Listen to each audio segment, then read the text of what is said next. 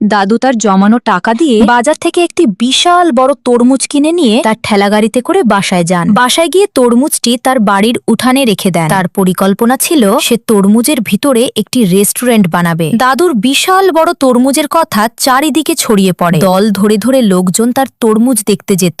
এত বড় তরমুজ গ্রামের মানুষ আগে কখনোই দেখেনি। তরমুজের কথা দিন দিন শহরেও ছড়িয়ে পড়ে। একদিন শহরের এক ধনী ব্যক্তি তরমুজের কথা শুনে দাদুর কাছে আসলেন। তরমুজটি দাদুর কাছ থেকে তিনি কিনে নিতে চাইলেন এবং দাদুকে বললেন, আপনি তরমুজের কত কোটি টাকা দাম চান? আমি তরমুজটি কিনে নিতে চাই। তখন দাদু বললেন, না, আমি আমার তরমুজ কারো কাছে বিক্রি করব না। ধনী ব্যক্তি দাদুকে বললেন, এই তরমুজ বেশি দিন এখানে থাকবে না, এখন আকাশের আবহাওয়া ভালো নেই। সে কথা বলে ধনী ব্যক্তি সেখান থেকে চলে গেলেন। কিছুদিন পরে তরমুজের উপর প্রচন্ড বৃষ্টি হয়। বৃষ্টির ফলে আকাশ থেকে বিদ্যুৎ চমকে তরমুজের উপর পড়ে। তরমুজ মুহূর্তেই ভেঙে যায়। তরমুজ ভাঙা দৃশ্যটা দেখে দাদু অনেক কাঁদেন এবং বলতে থাকেন, আমি যদি তার কথা শুনতাম তাহলে আজ আমার এই দশা হতো না।